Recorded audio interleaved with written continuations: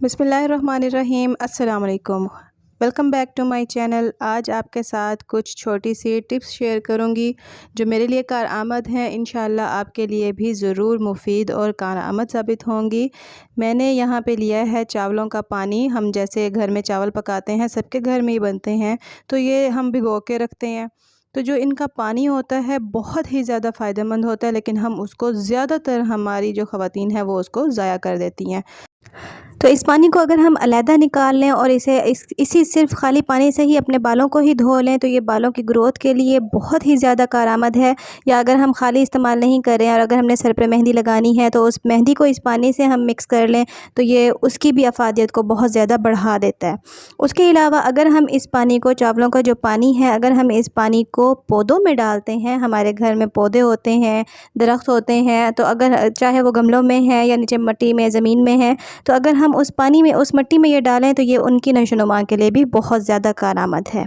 तो जी next tip ये है कि हमारे पास कोल्ड ड्रिंक तो हर कोई इस्तेमाल करता है, तो कोई भी किसी भी किस्म की कोल्ड ड्रिंक है, किसी भी फ्लेवर में है, तो अगर उनकी बोतलों को बजाय फेंकने के हम उनका ऊपर का जो ये कवर है, जो उनके ऊपर ये इन्वेलप जो रैप किया हुआ होता है, अगर हम उसको कट कर दें, इस तरह सीज़र की मदद से हम उसको कट कर देते हैं, या फिर जूसेस के डब्बे होते हैं जो इसी तरह प्लास्टिक की बोतल में होते हैं बड़े साइज़ में, अगर उनको भी हम इसी तरह उनके ऊपर का कवर हम उतार दें और उनको अच्छे से हम वॉश कर लें तो उनको भी हम रीयूज़ कर सकते हैं। पानी हम उसमें भर सकते हैं, या कोई और लिक्विड हो, डिश वॉश हो, तो अगर हम उसको भी उसमें डाल दें तो उस तरह भी हम उसको यूज़ कर सकते हैं। तो इस तरह ये जूस की बोतल है, उसका भी कवर उतारा है, जो नीचे से फिक्स हुआ था उसको भी मैंने सीज़र की मदद से हटा ली है। तो इस तरह ये बिल्कुल प्लेन हो जाती है। इसको 3-4 दफ़ा अच्छी तरह वॉश करने के बाद उसका फ्लेवर भी उसमें से निकल जाता है, जो जायका आ रहा होता है बोतल का।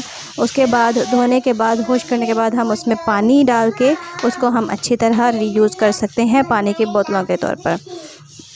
नेक्स्ट टिप ये है कि पानी की बोतलें हम सभी यूज़ करते हैं ठंडा होने के लिए। अभी तक मौसम बहुत ज़्यादा चेंज नहीं हुआ है तो थोड़ा बहुत ठंडा पानी तो अच्छा लगता है। तो अगर हम इन बोतलों को डेली यूज़ करते हैं, जब हम खाने के टाइम इनको यूज़ कर रहे होते हैं तो उन पे चिकनाई लग जाती है। ऑब्वियसली हम खाना खा रहे होते हैं, जैसे नाश्ता कर रहे होते हैं तो ऑयल वाला पराठा होता है, घी वाला पराठा होता है, या टोस्ट भी हो तो हल्का फुल्का, जैसे जो भी हम खाते हैं तो हल्का फुल्का और इस पर बोटल्स पे लग जाता है। जो चिकनाई होती है उसको हमें साफ़ कर लेना चाहिए दोबारा यूज़ करने से पहले। तो उसके लिए यही है कि हमें डेली बेसिस पे बोतलों को अच्छी तरह वॉश कर लेना चाहिए। पहले तो हमें गिलास में डाल कर यूज़ करना चाहिए, लेकिन मोस्टली अगर मुंह भी लगाया जाता है तो इसके लिए आसान हल यही है कि डेली बेसिस से, बजाय इसके कि वो बहुत ज़्यादा ख़राब हों, उनमें से स्मेल आना शुरू हो जाए, तो उनको हमें साथ के साथ ही वॉश कर लेना चाहिए। तो साबुन से अच्छी तरह ये इस तरह डेली बेसिस पे वॉश हो जाएंगी।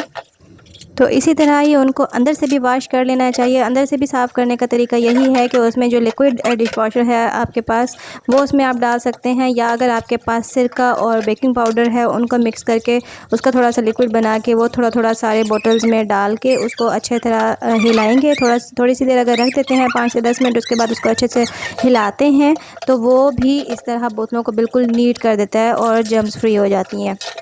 या अगर वो भी नहीं है तो सिंपल जो साबुन है जो बर्तन धोने के लिए होता है, उसी का जो स्पंज है उसको थोड़ा सा कम करके उसको अगर हम बोतल्स के अंदर डाल देते हैं और छुरी की मदद से, किसी भी लंबी लकड़ी या लोहे की चीज़ की मदद से अगर हम उनको अंदर से साफ़ कर लेते हैं तो वो भी बआसानी ईज़िली वो साफ़ हो जाती हैं।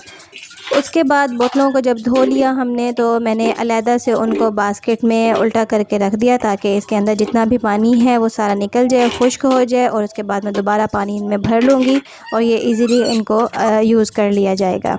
तो जी नेक्स्ट टिप ये है कि हमारे पास जो ऑयल के बर्तन होते हैं जिसमें हम ऑयल रखते हैं, चाहे वो बॉटल है या स्टील का या किसी और मटेरियल का कोई बर्तन है, तो अगर उसकी सफाई भी डेली बेसिस पे ना की जाए तो वो भी इस तरह बहुत ज़्यादा उसके ऊपर चिकनाहट हो जाती है ऑयल बार बार गिरने की मदद से। तो उसमें ये है कि अगर हम उसको भी डेली बेसिस पे साफ़ करते हैं तो वो साफ़ रह जाता है, लेकिन मोस्टली ऐसा होता है कि अगर हम नहीं करते हैं तो ये मैंने पहले ये इसमें आपको दिखाया था कि बर्तन जो रुमाल हैं रोटियों वाले, अगर उनकी चिकनाई साफ़ करनी है तो उनको पानी चूल्हे पर रख के उसमें सर्फ़ डाल के अगर 5 से 7 मिनट के लिए चूल्हे पर रखना है तो बिल्कुल उनकी चिकनाई निकल जाती है और साफ़ हो जाते हैं। तो इसी तरह मैंने उसी तरह बर्तन में पानी डाला है, उसमें डाला है मैंने थोड़ा सा सर्फ़, और कुछ भी नहीं डाला है, थोड़ा सा सर्फ़ मैंने उसमें डाला है और मैंने उस बर्तन को उसमें रख दिया है जिसमें बहुत ज़्यादा चिकनाई हो गई थी, जिसमें मैं ऑयल रखती हूँ। और इसी तरह अगर बाकी जो बॉक्सेस हैं उनके ढक्कन भी बार बार यूज़ होने की वजह से ज़्यादातर ख़राब हो जाते हैं और अक्सर उन पर भी चिकनाई लग जाती है, तो उसका भी आसान हल यही है कि उसी पानी में ही उन सारे ढक्कन को भी हम डाल देंगे। और ढक्कन चूँकि प्लास्टिक के होते हैं और पानी में बहुत ज़्यादा देर ये नहीं रखने हैं ताकि वो ज़्यादा ख़राब ना हो जाएं या टेढ़े ना हो जाएं।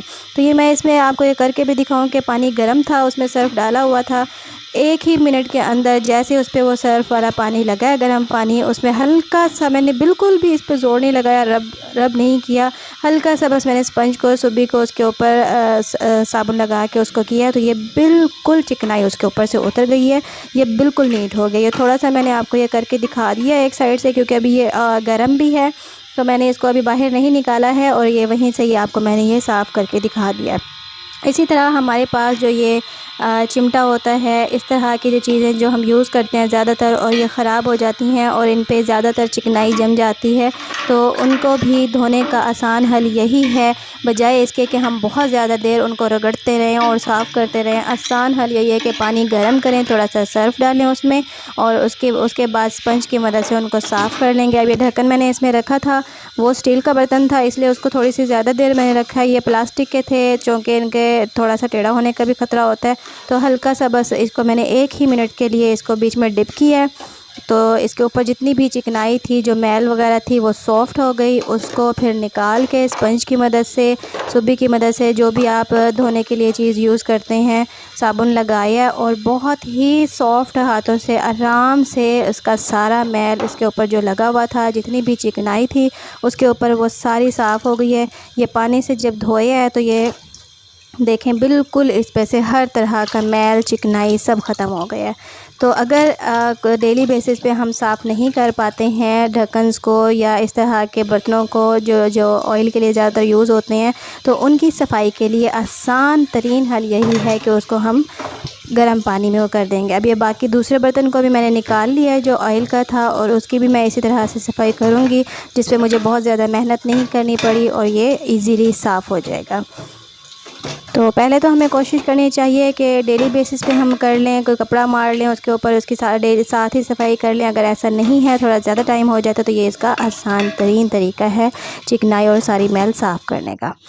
नेक्स्ट हमारे पास जो टिप है वो है तवे को साफ़ करने की।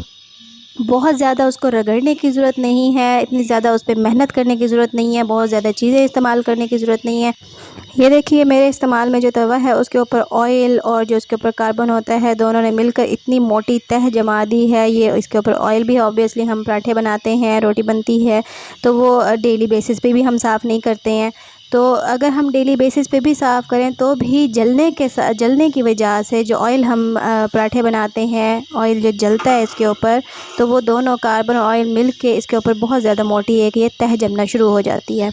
तो अगर हम उसको साफ़ ना करें तो बाद में फिर वो रोटियां भी ख़राब होना शुरू हो जाती हैं। तो इसको साफ़ करने का निहायत ही आसान तरीका यही है कि हम इसे काफ़ी देर के लिए गैस पर चूल्हा जलाकर उस पर रख दें। इसको फुल हमने गर्म कर लेना है। ये बिल्कुल जैसे जलने के करीब होता है, जलेगा क्या, लोहा ही है। तो ये इतना इसको हमने करना है गरम। ये देखें ये गरम हो चुका है और इसके ऊपर जो कार्बन है और जो ऑयल मिक्स, ये जो इसके ऊपर तह जमी हुई है, ये इस पर आग लग गई है। इसको मैंने अलहदा किया और इसको मैंने सिंपली चिमटे की मदद से आराम से हटा लिया। हाथों पे ग्लव्स चढ़ा लिए थे ताकि कोई एक आध टुकड़ा उठ के हाथों पे ना लग जाए। तो ग्लव्स चढ़ाया हाथों पे और चिमटे की मदद से, या आपके पास कोई बड़ी छुरी है तो उसकी मदद से आप इसको आराम से आहिस्ता आहिस्ता जब इसको आप रगड़ेंगे तो मिनटों में ही 1 ही मिनट के अंदर ही आराम से उसके ऊपर से ये सारा मैल, इसका जो ये जमा हुआ होता है, ये मोटी तह जो इस पे जम जाती है, वो आराम से इस पे से उतर जाएगी। तो इसके लिए ज़्यादा कुछ भी लेने की ज़रूरत नहीं है, इसको रगड़ने की या किसी ऐसी चीज़ से कि आपके हाथ जलें, कोई ऐसा इशू नहीं है इसमें। सिंपली आप इसको तवे को गर्म करेंगे, इसका जब ये फुल गर्म हो जाएगा तो इसको किसी भी तेज़ धार वाली चीज़ से रगड़ेंगे तो आराम से वो 1 मिनट में उतर जाएगा। अगर मेरी वीडियोज़ आपको पसंद आए तो कमेंट बॉक्स में ज़रूर बताइएगा, दुआ में याद रखिएगा। अल्लाह हाफ़िज़।